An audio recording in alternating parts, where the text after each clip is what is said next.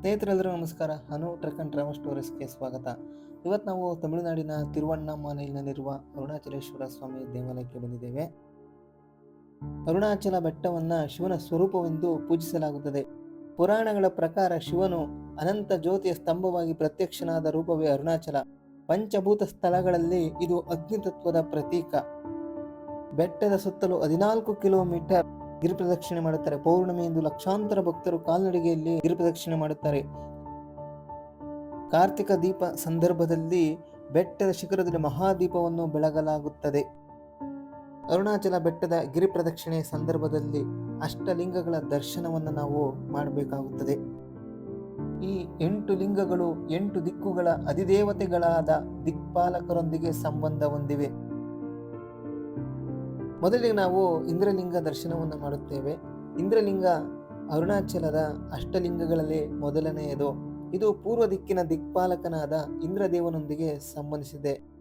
ಅರುಣಾಚಲ ಗಿರಿ ಪ್ರದಕ್ಷಿಣೆ ಮಾರ್ಗದ ಪೂರ್ವ ಭಾಗದಲ್ಲಿದೆ. ಅಷ್ಟಲಿಂಗ ದರ್ಶನವನ್ನು ಸಾಮಾನ್ಯವಾಗಿ ಇಲ್ಲಿಂದಲೇ ಪ್ರಾರಂಭಿಸುತ್ತಾರೆ. ಪುರಾಣಗಳ ಪ್ರಕಾರ ದೇವತೆಗಳ ರಾಜನಾದ ಇಂದ್ರನು ಶಿವನ ಅನುಗ್ರಹ ಪಡೆಯಲು ಲಿಂಗವನ್ನು ಪ್ರತಿಷ್ಠಾಪಿಸಿ ಪೂಜಿಸಿದೆಂದು ನಂಬಲಾಗಿದೆ. ಆದ್ದರಿಂದ ಈ ಲಿಂಗಕ್ಕೆ ಇಂದ್ರಲಿಂಗ ಎಂಬ ಹೆಸರು ಬಂದಿದೆ. ಭಕ್ತರು ಇಂದ್ರಲಿಂಗದಲ್ಲಿ ಪ್ರಾರ್ಥಿಸಿದರೆ ಗೌರವ, ಕೀರ್ತಿ, ನಾಯಕತ್ವದ ಗುಣಗಳು, ಅಧಿಕಾರ, ಯಶಸ್ಸು, ಜೀವನದಲ್ಲಿ ಉತ್ತಮ ಅವಕಾಶಗಳು ಲಭಿಸುತ್ತವೆ ಎಂಬ ಜನಪ್ರಿಯ ನಂಬಿಕೆ ಇದೆ. ಶಿವನ ಪಂಚಾಕ್ಷರಿ ಮಂತ್ರ ಓಂ ನಮಃ ಶಿವಾಯ ಜಪಿಸಬಹುದು. ಬಿಲ್ವಪತ್ರೆ, ಹೂವು ಮತ್ತು ದೀಪ ಅರ್ಪಿಸುತ್ತಾರೆ. ಗಿರಿ ಪ್ರದಕ್ಷಿಣೆ ಮಾಡುವವರು ಕೆಲ ನಿಮಿಷ ಧ್ಯಾನ ಮಾಡಿ ಮುಂದಿನ ಲಿಂಗದ ಕಡೆ ಸಾಗುತ್ತಾರೆ.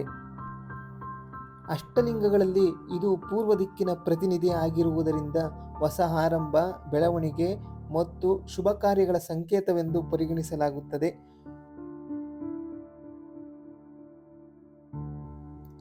ಅಗ್ನಿಲಿಂಗ ಅಷ್ಟಲಿಂಗಗಳಲ್ಲಿ ಎರಡನೆಯದು. ಇದು ಆಗ್ನೇಯ ದಿಕ್ಕಿನ ದಿಕ್ಪಾಲಕನಾದ ಅಗ್ನಿ ದೇವರೊಂದಿಗೆ ಸಂಬಂಧಿಸಿದೆ. ಅರುಣಾಚಲ ಗಿರಿ ಪ್ರದಕ್ಷಿಣೆ ಮಾರ್ಗದಲ್ಲಿ ಇಂದ್ರಲಿಂಗದ ನಂತರ ಬರುತ್ತದೆ. ಅರುಣಾಚಲವು ಅಗ್ನಿತತ್ವದ ಕ್ಷೇತ್ರವಾಗಿರುವುದರಿಂದ ಈ ಲಿಂಗಕ್ಕೆ ವಿಶೇಷವಾದ ಮಹತ್ವವಿದೆ.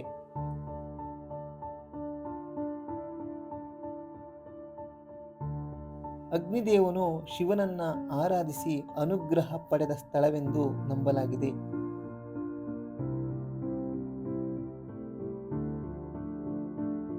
ಶಿವನ ಅನಂತ ಜ್ಯೋತಿ ಸ್ವರೂಪದ ಸ್ಮರಣೆಯನ್ನ ಈ ಲಿಂಗ ಪ್ರತಿನಿಧಿಸುತ್ತದೆ.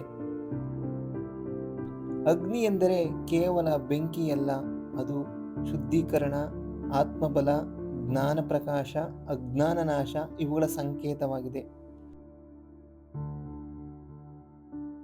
ಅಗ್ನಿಲಿಂಗ ದರ್ಶನದಿಂದ ಪಾಪಕ್ಷಯ, ಮನಸ್ಸಿನ ಶುದ್ಧೀಕರಣ, ಆತ್ಮವಿಶ್ವಾಸ, ಆಧ್ಯಾತ್ಮಿಕ ಉನ್ನತಿ ಉಂಟಾಗುತ್ತದೆ ಎಂದು ಭಕ್ತರು ನಂಬುತ್ತಾರೆ. ಓಂ ನಮಃ ಶಿವಾಯ ಮಂತ್ರ ಜಪ, ದೀಪ ಬೆಳಗಿಸುವುದು ವಿಶೇಷವೆಂದು ಪರಿಗಣಿಸಲಾಗುತ್ತದೆ. ಅಂತರಂಗದ ದೋಷಗಳು, ಕೋಪ, ಅಹಂಕಾರ ಮುಂತಾದವುಗಳನ್ನು ನಿವಾರಿಸಬೇಕೆಂದು ಪ್ರಾರ್ಥಿಸುತ್ತಾರೆ. ಅರುಣಾಚಲವನ್ನ ಶಿವನ ಜ್ಯೋತಿ ರೂಪವೆಂದು ಕಾಣುವ ಸಂಪ್ರದಾಯದಲ್ಲಿ ಅಗ್ನಿಲಿಂಗವು ನಮ್ಮೊಳಗಿನ ಜ್ಞಾನ ಜ್ಯೋತಿಯನ್ನು ಜಾಗೃತಗೊಳಿಸುವ ಸಂಕೇತವಾಗಿದೆ. ಯಮಲಿಂಗ ಅಷ್ಟಲಿಂಗಗಳಲ್ಲಿ ಮೂರನೆಯದು. ಇದು ದಕ್ಷಿಣ ದಿಕ್ಕಿನ ಅಧಿಪತಿಯಾದ ಯಮಧರ್ಮರಾಜರೊಂದಿಗೆ ಸಂಬಂಧಿಸಿದೆ. ಅರುಣಾಚಲ ಗಿರಿ ಪ್ರದಕ್ಷಿಣೆ ಮಾರ್ಗದಲ್ಲಿ ಅಗ್ನಿಲಿಂಗದ ನಂತರ ಬರುತ್ತದೆ. ದಕ್ಷಿಣ ದಿಕ್ಕನ್ನು ಪ್ರತಿನಿಧಿಸುವ ಲಿಂಗವಾಗಿದೆ. ಯಮನು ಶಿವನನ್ನ ಆರಾಧಿಸಿ ಅನುಗ್ರಹ ಪಡೆದನೆಂದು ಪುರಾಣಗಳಲ್ಲಿ ಉಲ್ಲೇಖವಿದೆ. ಯಮನು ಮರಣದ ದೇವತೆ ಮಾತ್ರವಲ್ಲ, ಧರ್ಮ ಮತ್ತು ನ್ಯಾಯದ ಪ್ರತೀಕನೂ ಆಗಿದ್ದಾನೆ. ಧರ್ಮ ಮಾರ್ಗದಲ್ಲಿ ನಡೆಯುವುದು, ಸತ್ಕರ್ಮಗಳನ್ನು ಮಾಡುವುದು, ಸಮಯದ ಮಹತ್ವ ಅರಿಯುವುದು, ಆತ್ಮಶುದ್ಧಿ ಇವುಗಳ ಸಂದೇಶ ನೀಡುತ್ತದೆ. ಯಮಲಿಂಗ ದರ್ಶನದಿಂದ ಆರೋಗ್ಯ ಸಮೃದ್ಧಿ, ದೀರ್ಘಾಯುಷ್ಯ, ಭಯ ನಿವಾರಣೆ, ಕುಟುಂಬದ ಕ್ಷೇಮ ಲಭಿಸುತ್ತದೆ ಎಂದು ನಂಬಲಾಗುತ್ತದೆ. ಓಂ ನಮಃ ಶಿವಾಯ, ಶಿವನಿಗೆ ಬಿಲ್ವಪತ್ರೆ ಅರ್ಪಣೆ, ತಮ್ಮ ಪೂರ್ವಜರನ್ನ ಸ್ಮರಿಸಿ ಪ್ರಾರ್ಥಿಸುವ ಭಕ್ತರು ಇದ್ದಾರೆ. ನಿವೃತ್ತಿಲಿಂಗಂ ಅಥವಾ ನೈಋತ್ಯ ಲಿಂಗ ಅಷ್ಟಲಿಂಗಗಳಲ್ಲಿ ನಾಲ್ಕನೆಯದು. ಇದು ನೈಋತ್ಯ ದಿಕ್ಕಿನ ಅಧಿದೇವತೆಯಾದ ನಿವೃತ್ತಿ ಅವರೊಂದಿಗೆ ಸಂಬಂಧಿಸಿದೆ. ನೈಋತ್ಯ ದಿಕ್ಕಿನ ಶಕ್ತಿಯನ್ನು ಪ್ರತಿನಿಧಿಸುವ ಲಿಂಗವಾಗಿದೆ. ಹಿಂದೂ ಸಂಪ್ರದಾಯದಲ್ಲಿ ನಿವೃತ್ತಿ ದಿಕ್ಪಾಲಕನು ದುಃಖ, ಅಶುಭ ಮತ್ತು ಅಡಚಣೆಗಳ ಮೇಲೆ ನಿಯಂತ್ರಣ ಹೊಂದಿರುವ ಶಕ್ತಿಯಾಗಿ ವರ್ಣಿಸಲ್ಪಟ್ಟಿದ್ದಾನೆ. ಶಿವನ ಅನುಗ್ರಹದಿಂದ ಆ ನಕಾರಾತ್ಮಕ ಶಕ್ತಿಗಳನ್ನು ನಿವಾರಿಸುವ ಸಾಮರ್ಥ್ಯ ದೊರಕಿತು ಎಂಬ ನಂಬಿಕೆ ಇದೆ. ನೈಋತ್ಯ ಲಿಂಗವು ಭಯ ನಿವಾರಣೆ, ದುಷ್ಟ ಪ್ರಭಾವಗಳಿಂದ ರಕ್ಷಣೆ, ಮಾನಸಿಕ ಅಶಾಂತಿ ಕಡಿಮೆ ಮಾಡುವುದು, ಜೀವನದ ಅಡಚಣೆಗಳನ್ನು ಎದುರಿಸುವ ಧೈರ್ಯ ಇವುಗಳ ಸಂಕೇತವಾಗಿದೆ. ಇಲ್ಲಿ ಭಕ್ತರು ಕುಟುಂಬದ ಶಾಂತಿಗಾಗಿ, ದೃಷ್ಟಿದೋಷ ಮತ್ತು ಅಶುಭ ಪ್ರಭಾವ ನಿವಾರಣೆಗಾಗಿ, ನ್ಯಾಯಾಲಯದ ಪ್ರಕರಣಗಳು, ಸಾಲದ ತೊಂದರೆಗಳು ಹಾಗೂ ಜೀವನದ ಸಂಕಷ್ಟಗಳಿಂದ ಮುಕ್ತಿ ಪಡೆಯಲು ಪ್ರಾರ್ಥನೆ ಮಾಡುತ್ತಾರೆ. ಸೂರ್ಯಲಿಂಗ ಅಷ್ಟಲಿಂಗಗಳಲ್ಲಿ ಒಂದಲ್ಲ, ಆದರೆ ಅರುಣಾಚಲ ಗಿರಿ ಪ್ರದಕ್ಷಿಣೆ ಮಾರ್ಗದಲ್ಲಿ ಪ್ರಮುಖ ದರ್ಶನೀಯ ಶಿವಲಿಂಗಗಳಲ್ಲಿ ಒಂದು. ಸೂರ್ಯದೇವನಾದ ಸೂರ್ಯ ಶಿವನನ್ನು ಆರಾಧಿಸಿದ ಸ್ಮರಣಾರ್ಥ ಈ ಲಿಂಗವನ್ನು ಪೂಜಿಸಲಾಗುತ್ತದೆ ಎಂಬ ಸಂಪ್ರದಾಯವಿದೆ. ಸೂರ್ಯನು ಜ್ಞಾನ, ಆರೋಗ್ಯ, ತೇಜಸ್ಸು, ಚೈತನ್ಯ ಮತ್ತು ಜೀವಶಕ್ತಿಯ ಸಂಕೇತ. ಈ ಲಿಂಗದ ದರ್ಶನದಿಂದ ಆತ್ಮಬಲ ಮತ್ತು ಉತ್ಸಾಹ ಹೆಚ್ಚುತ್ತದೆ ಎಂದು ಭಕ್ತರು ನಂಬುತ್ತಾರೆ. ಸೂರ್ಯಲಿಂಗವು ಅಜ್ಞಾನದಿಂದ ಜ್ಞಾನಕ್ಕೆ ಸಾಗುವಿಕೆ, ದೇಹ ಮತ್ತು ಮನಸ್ಸಿನ ಚೈತನ್ಯ, ಆತ್ಮವಿಶ್ವಾಸ, ಜೀವನದ ಸ್ಪಷ್ಟತೆ ಇವುಗಳನ್ನು ಸೂಚಿಸುತ್ತದೆ. ವರುಣಲಿಂಗವು ತಿರುವಣ್ಣಾಮಲೈನ ಅಷ್ಟಲಿಂಗಗಳಲ್ಲಿ 5ನೇ ಲಿಂಗವಾಗಿದೆ. ಇದು ಅರುಣಾಚಲ ಬೆಟ್ಟದ ಗಿರಿಪ್ರದಕ್ಷಿಣೆ ಮಾರ್ಗದ ಪಶ್ಚಿಮ ದಿಕ್ಕಿನಲ್ಲಿದೆ.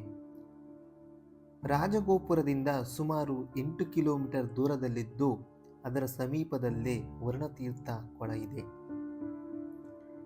ವರುಣನು ವೇದಗಳಲ್ಲಿ ಜಲದ ಅಧಿದೇವತೆ, ಮಳೆ, ಸಮುದ್ರ, ನದಿಗಳು ಹಾಗೂ ನೀರಿನ ಅಧಿಪತಿಯಾಗಿ ವರ್ಣಿಸಲ್ಪಟ್ಟಿದ್ದಾನೆ. ಭಕ್ತರ ಜೀವನದಲ್ಲಿ ಶಾಂತಿ, ಸಮೃದ್ಧಿ, ಸಮತೋಲನವನ್ನು ಕಾಪಾಡುವ ಅಧಿದೇವತೆ ಎಂದು ಪೂಜಿಸಲಾಗುತ್ತದೆ. ವಾಯುಲಿಂಗವು ತಿರುವಣ್ಣಾಮಲೈನ ಅಷ್ಟಲಿಂಗಗಳಲ್ಲಿ 6ನೇ ಲಿಂಗವಾಗಿದೆ.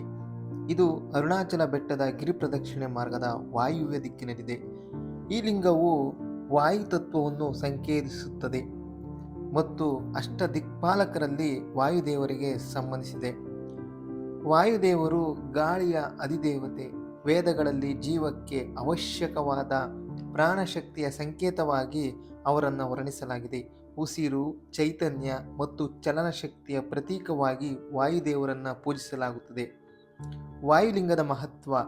ಅಷ್ಟಲಿಂಗಗಳಲ್ಲಿ 6ನೇ ಲಿಂಗ, ವಾಯುವ್ಯ ದಿಕ್ಕಿನ ಅಧಿದೇವತೆ. ಈ ಲಿಂಗದ ದರ್ಶನವು ಜೀವನ ಶಕ್ತಿ, ಮನಃಶಾಂತಿ ಮತ್ತು ಆಧ್ಯಾತ್ಮಿಕ ಬೆಳವಣಿಗೆಗೆ ಸಹಕಾರಿ ಎಂಬುದು ಭಕ್ತರ ನಂಬಿಕೆ. ಗಿರಿ ಪ್ರದಕ್ಷಿಣೆ ಮಾಡುವ ಭಕ್ತರು ಈ ಸ್ಥಳದಲ್ಲಿ ಸ್ವಲ್ಪ ಸಮಯ ಧ್ಯಾನ ಮಾಡುವುದು ವಿಶೇಷವೆಂದು ಪರಿಗಣಿಸುತ್ತಾರೆ. ಚಂದ್ರಲಿಂಗವು ತಿರುವಣ್ಣಾಮಲೈ ಗಿರಿ ಪ್ರದಕ್ಷಿಣೆ ಮಾರ್ಗದಲ್ಲಿರುವ ಪ್ರಮುಖ ಶಿವಲಿಂಗಗಳಲ್ಲಿ ಒಂದಾಗಿದೆ. ಇದು ಅಷ್ಟಲಿಂಗಗಳಲ್ಲಿ ಒಂದಲ್ಲ, ಆದರೆ ಅನೇಕ ಭಕ್ತರು ಗಿರಿಪ್ರದಕ್ಷಿಣೆ ಮಾಡುವಾಗ ಭಕ್ತಿಯಿಂದ ದರ್ಶನ ಮಾಡುವ ವಿಶೇಷ ಲಿಂಗವಾಗಿದೆ. ಪೌರ್ಣಿಮೆಯ ದಿನ ಗಿರಿಪ್ರದಕ್ಷಿಣೆ ಮಾಡುವ ಅನೇಕ ಭಕ್ತರು ಚಂದ್ರಲಿಂಗದಲ್ಲಿ ವಿಶೇಷ ಪ್ರಾರ್ಥನೆ ಸಲ್ಲಿಸುತ್ತಾರೆ.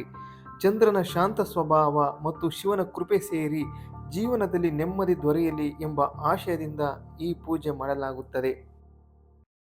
ಕುಬೇರಲಿಂಗವು ತಿರುವಣ್ಣಾಮಲೈನ ಅಷ್ಟಲಿಂಗಗಳಲ್ಲಿ 7ನೇ ಲಿಂಗವಾಗಿದೆ. ಇದು ಅರುಣಾಚಲ ಬೆಟ್ಟದ ಗಿರಿಪ್ರದಕ್ಷಿಣೆ ಮಾರ್ಗದ ಉತ್ತರ ದಿಕ್ಕಿನಲ್ಲಿದೆ.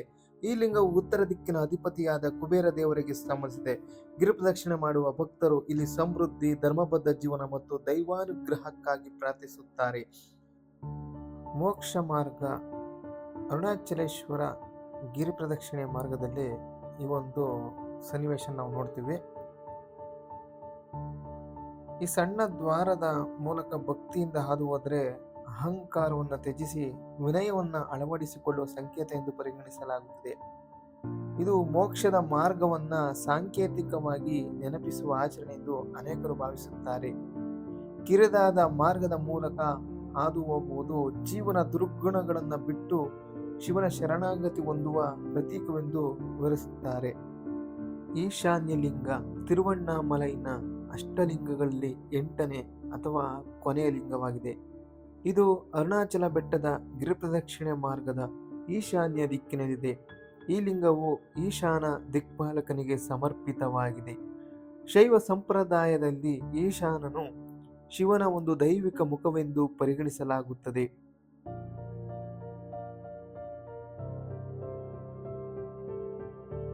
ಈಶಾನನು ಈಶಾನ್ಯ ದಿಕ್ಕಿನ ಅಧಿಪತಿ.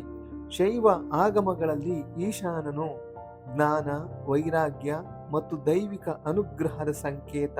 ಶಿವನ 5 ಮುಖಗಳಲ್ಲಿ ಈಶಾನ ಮುಖ ಅತ್ಯುನ್ನತ ಜ್ಞಾನ ಮತ್ತು ಆಧ್ಯಾತ್ಮಿಕತೆಯನ್ನ ಪ್ರತಿನಿಧಿಸುತ್ತದೆ. ಗಿರಿ ಪ್ರದಕ್ಷಿಣೆ ಮಾಡುವ ಅನೇಕ ಭಕ್ತರು ಈಶಾನ್ಯ ಲಿಂಗದ ಬಳಿ ಸ್ವಲ್ಪ ಸಮಯ ಧ್ಯಾನ ಮಾಡುತ್ತಾರೆ.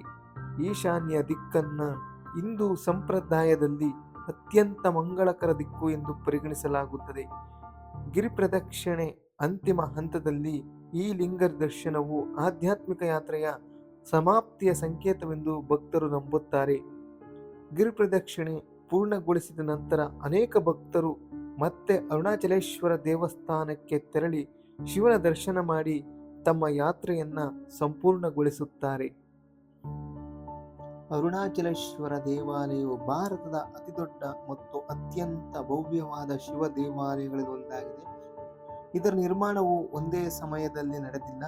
ಸುಮಾರು 1000 ವರ್ಷಗಳಿಗೂ ಹೆಚ್ಚು ಕಾಲ ಹಲವು ರಾಜವಂಶಗಳ ಆಶ್ರಯದಲ್ಲಿ ಹಂತ ಹಂತವಾಗಿ ವಿಸ್ತರಿಸಲಾಯಿತು. ಕ್ರಿಸ್ತಶಕ 9ನೇ ಶತಮಾನದಲ್ಲಿ ಚೋಳರಾಜರು ದೇವಾಲಯದ ಮೂಲ ಗರ್ಭಗುಡಿ ಮತ್ತು ಪ್ರಾಥಮಿಕ ಕಟ್ಟಡಗಳನ್ನು ನಿರ್ಮಿಸಿದರು. ನಂತರ ಅನೇಕ ರಾಜರು ದೇವಾಲಯವನ್ನ ವಿಸ್ತರಿಸಿದರು. ಚೋಳ ಸಾಮ್ರಾಜ್ಯ, ಹೊಯ್ಸಳರು, ವಿಜಯನಗರ ಸಾಮ್ರಾಜ್ಯ ಹೀಗೆ ಹಲವಾರು ರಾಜಮನೆತನದವರು ದೇವಾಲಯವನ್ನ ನಿರ್ಮಿಸಿದರು. ಪೂರ್ವದ ರಾಜಗೋಪುರ ಸುಮಾರು 66 ಮೀಟರ್ 217 ಅಡಿ ಎತ್ತರ ಹೊಂದಿದೆ.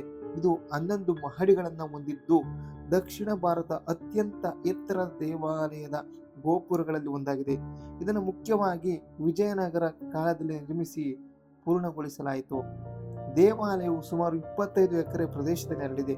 4 ದಿಕ್ಕುಗಳಲ್ಲೂ ಭವ್ಯ ಗೋಪುರಗಳಿವೆ. ಅನೇಕ ಪ್ರಕಾರಗಳು, ಮಂಟಪಗಳು, ತೀರ್ಥಗಳು, ಉಪ ದೇವಾಲಯಗಳನ್ನ ಒಳಗೊಂಡಿದೆ. ಅರುಣಾಚಲ ಬೆಟ್ಟವನ್ನ ಹಿನ್ನೆಲೆಯಾಗಿ ಹೊಂದಿರುವ ಈ ದೇವಾಲಯದ ವಿನ್ಯಾಸವು ಪ್ರಕೃತಿ ಮತ್ತು ವಾಸ್ತುಶಿಲ್ಪದ ಸುಂದರ ಸಂಯೋಜನೆಯಾಗಿದೆ. ಭವ್ಯ ಗೋಪುರಗಳು, ವಿಶಾಲ ಪ್ರಾಕಾರಗಳು ಮತ್ತು ಶಿಲ್ಪಕಲೆ ಈ ದೇವಾಲಯದ ಪ್ರಮುಖ ಆಕರ್ಷಣೆಗಳಾಗಿವೆ. ಅರುಣಾಚಲೇಶ್ವರ ದೇವಾಲಯವನ್ನ ಒಬ್ಬ ರಾಜನು ಒಂದೇ ಬಾರಿ ನಿರ್ಮಿಸಿಲ್ಲ. ಸುಮಾರು 10 ಶತಮಾನಗಳ ಅವಧಿಯಲ್ಲಿ ಅನೇಕ ರಾಜವಂಶಗಳು ತಮ್ಮ ಕಾಲದಲ್ಲಿ ಹೊಸ ಭಾಗಗಳನ್ನು ಸೇರಿಸುತ್ತಾ ಇಂದಿನ ಭವ್ಯ ರೂಪಕ್ಕೆ ತಂದಿದೆ.